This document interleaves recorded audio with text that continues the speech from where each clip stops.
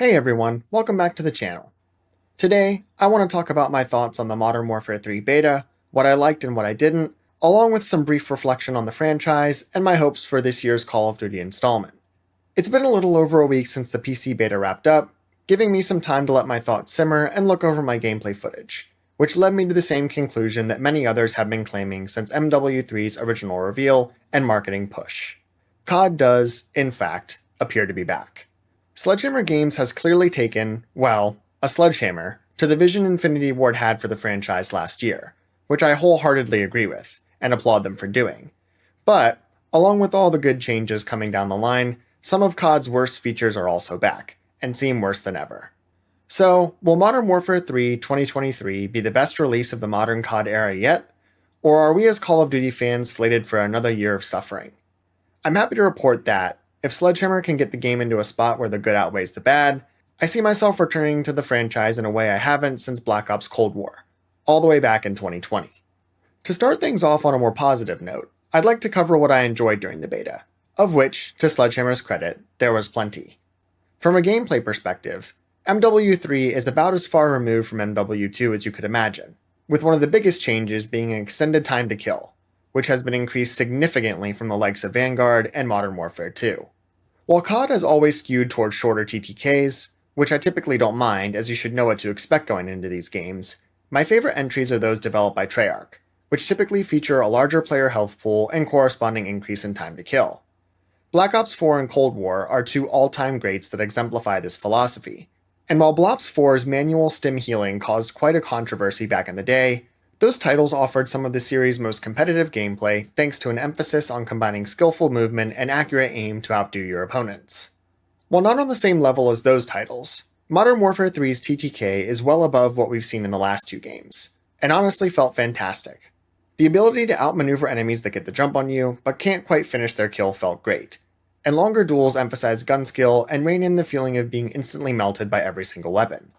This change might be off-putting for some, but the beta's larger health pools felt great, and I will always die on the hill that a longer TTK, but not too long, makes any FPS game better than the alternative. Combined with this increased health is the return of movement options that were gutted in Modern Warfare 2. Are you sensing a theme yet?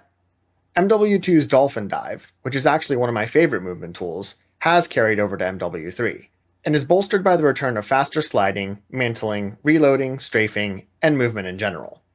Along with good aim, masterful expression of movement is another way of showcasing one's skill, and more movement options also make the game more enjoyable at baseline, so seeing these changes in action felt great from the start.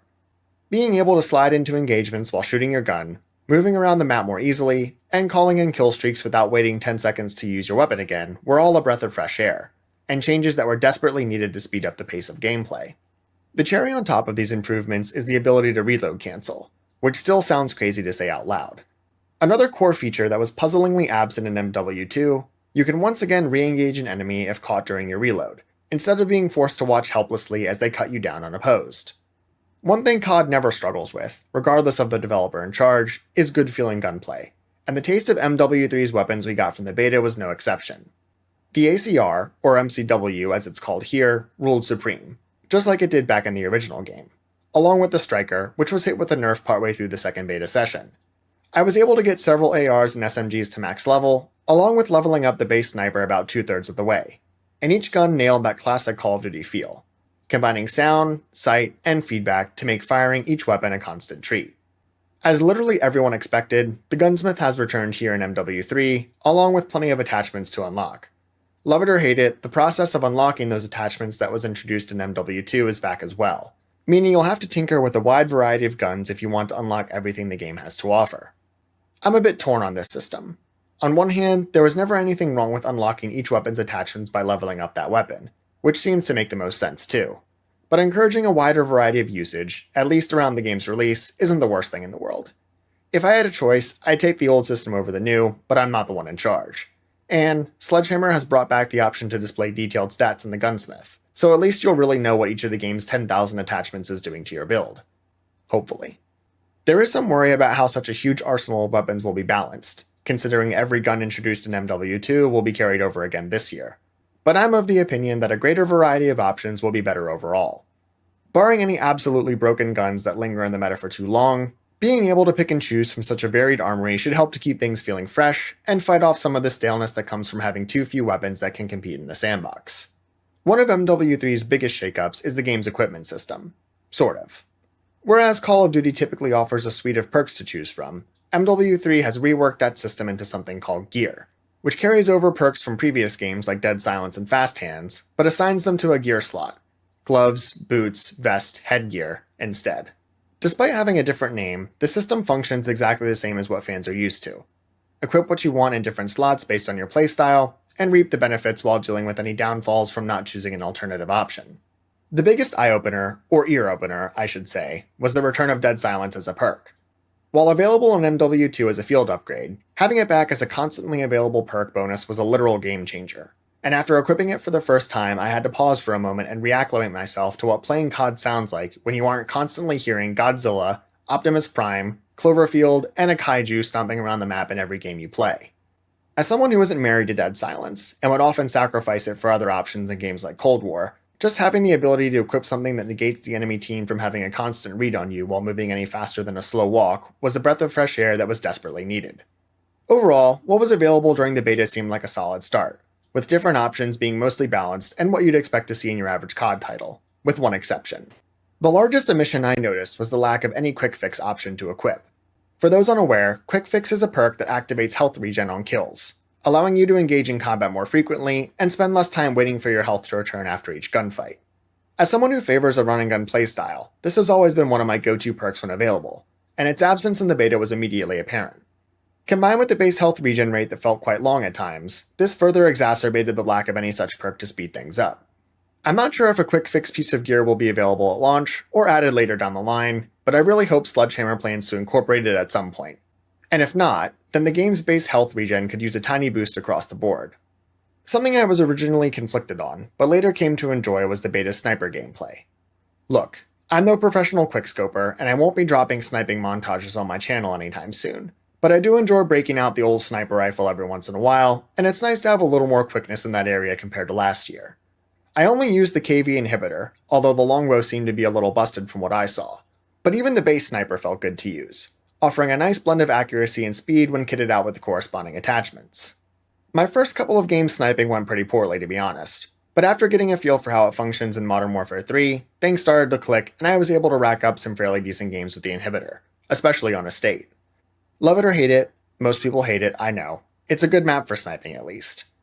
Balancing snipers is always a contentious topic amongst the Call of Duty community.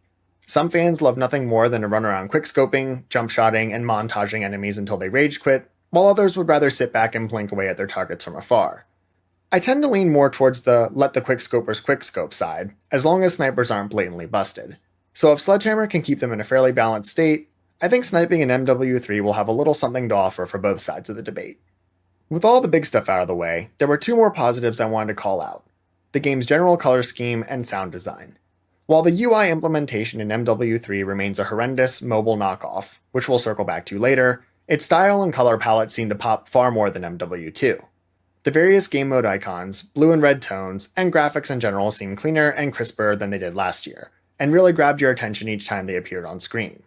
Matching that crispiness is a solid sound design, for menu noises in particular. The level up sound effect, for example, is a clear callback to the OG Modern Warfare trilogy, and it's nice to see the devs incorporating some of that nostalgia without leaning on it too heavily. All in all, there was a lot I enjoyed during the beta, but it was far from perfect, and unfortunately we have to discuss the bad stuff now, which features some of COD's worst components that, to absolutely no one's surprise, are back in full force for yet another year. As I mentioned a moment ago, the horrendous UI design introduced last year has returned, with plenty of small icons for you to scroll through and horizontal navigation bars that belong on a phone or tablet. I still can't fathom why this area has taken such a sharp downturn, other than the idea that Activision is preparing for a new large-scale mobile release, but regardless of the reason behind it, the change sucked last year and sucks again here, so be prepared to deal with it until 2024 at least. Now on to the big ticket issues. First and foremost, as everyone and their mother has mentioned by now, the spawn system in the beta was a complete and total cluster, and that's putting it mildly. Spawns were borked. There's simply no other way to say it.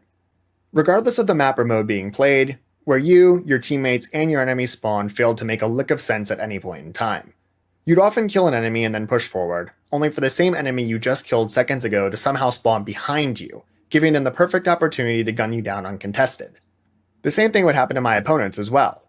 I'd often respawn right next to an enemy that just killed me with a perfect angle to mow them down without the slightest chance for them to react. This was bad enough during Team Deathmatch or Kill Confirmed, but it completely and utterly obliterated any sense of game flow during objective modes. Hardpoint and Domination were virtually unplayable, and I truly mean that. Take Domination on High Rise, for example. Those matches were a constant cycle of one team spawning at the other team's A or C point, capturing it, and pushing up to mid-map, only for the enemy team to then spawn back at that point and recap it, with this process repeating until the end of the game. Spawn logic in modern COD titles has generally been pretty rough, but it's not an exaggeration to say that what was going on during the beta took the cake for the worst spawns in this era by a country mile. The small silver lining here is that Sledgehammer has made note of these issues and is working to improve things for launch. Will they be able to incorporate enough meaningful changes to make multiplayer somewhat playable on release? Only time will tell, but I am keeping my fingers, toes, and everything in between crossed that they can iron things out, because the beta spawns were almost bad enough to make me walk away from it entirely. Another factor that impacted my enjoyment was teammate and enemy visibility, something else the community has called out and that Sledgehammer has already worked on improving, unfortunately with little success, it seems. I've been playing Call of Duty since the original Modern Warfare, and it's safe to say I've never shot or been shot by my own teammates nearly as much as during the MW3 beta. Multiple times a game I would find myself shooting 3, 4, 5 bullets into a character before realizing they were actually on my team, and the same thing happened to my teammates as well. I've never been shot at by my own people as much as I was here. This issue was particularly atrocious for players using the default Milsim operator skins, and it was extremely difficult to differentiate between your enemies and allies without any discernible character models that stuck out for either side. Despite any improvements that have already been pushed out, it's clear that more work is needed to get the game's visibility into a solid place, and hopefully this is another issue that can be addressed before release. Two items that will be difficult, if not downright impossible to solve, are the game's hit registration and desync problems, along with an unfortunate staple of COD we've all come to know and love: skill-based matchmaking. The beta's hit reg and desync issues were so bad and so prevalent that at times it felt like I was playing two completely different games. Some matches I was on top of the world, gunning down my opponents effortlessly, not missing a single bullet, and absolutely owning the enemy team in every engagement. It felt like I couldn't miss a single shot, and no one stood a chance of keeping up with me. Then, the very next match, the exact opposite held true. None of my bullets seemed to connect, enemies would slaughter me in what seemed like 1 or 2 shots, while my gun suddenly required 10 rounds to wear down an opponent's health, and no matter what weapon I whipped out or how I approached the game, I'd struggle to chain together more than a kill or two at a time. Whatever the root cause of these issues, they were awful, and made the experience unbearably inconsistent. When things worked, the game felt amazing, but when they didn't, it felt bad. And I mean real bad. And they desperately need some sort of resolution or improvement before launch day. Unfortunately, desync and hit registration weren't the only things creating an inconsistent experience. Not to be outdone, SBMM is back in MW3, and to absolutely no one's surprise, it's just as brutal and unforgiving as it has been across this Call of Duty era. Even in the game's beta, skill-based matchmaking, engagement-based matchmaking, or whatever you'd like to call it was back, and dialed up to 11. I'd often ping-pong between being the first or second best player on my team for a couple games, and then being absolutely dumpstered over the next few matches before things would swing back the other way. Despite many players, myself included, hoping to see these algorithms changed, removed, or at least have their strictness reduced, there's a reason why they exist in Modern Warfare 3, and why they've existed in every multiplayer title released in the last 10 years. They increase player engagement, and thereby player spending, which means they aren't going anywhere anytime soon. If you plan on playing MW3, be prepared to suffer for your in-game success. When the first bits of news regarding Modern Warfare 3 began circulating online, I put out a video discussing how it seemed like MW3 was Sledgehammer's attempt to right the ship by undoing all of the harm Infinity Ward had committed with MW2. If you've been plugged into the online discourse surrounding Call of Duty and Warzone over the last year, you've likely seen more than enough criticism of IW's direction for the franchise to last a lifetime, and rightfully so. I sit firmly in the camp that Modern Warfare 2 was the worst COD to be released in recent memory, and the harm it did to casual, competitive, and Warzone players alike was noticeable enough for Activision to greenlight Sledgehammer performing a complete 180 and walking back every change Infinity Ward made last year. Unless they are pulling a sneaky on us and plan to undo a bunch of their undoing between the beta and full release, which, while not likely, isn't beyond the realm of possibility based on what's happened in the past. Some have also pointed out that Modern Warfare 3 seems to be a classic business move. Create a problem, Modern Warfare 2, and then sell the solution, Modern Warfare 3. While the cynic in me might be inclined to agree, I honestly believe the current state of the franchise stems from the fact that Infinity Ward was allowed to go wild with what their vision of COD should look like, and after realizing that vision runs contrary to what the other two studios and most fans agree on, Activision pulled the plug and had Sledgehammer walk back all of those changes. Whatever the reason might be, it does seem like Call of Duty is, in fact, back in 2023. The core experience MW3 provides is leaps and bounds ahead of its predecessor, and if Sledgehammer sticks to their guns, continues digesting and implementing community feedback, and supports the game with all of the post-launch content they've indicated is coming, Modern Warfare 3 might just be the best Call of Duty since Black Ops Cold War, and we as COD fans could be in for an exceptional year, and one that should undoubtedly be far, far better than the last 12 months we've had to endure. Thanks for watching. If you enjoyed this video, make sure to like and subscribe for more gaming content, and let me know your thoughts on the MW3 beta and if you're excited for the game's full release in the comments below. You're a real one and I appreciate you. Catch you later, homies.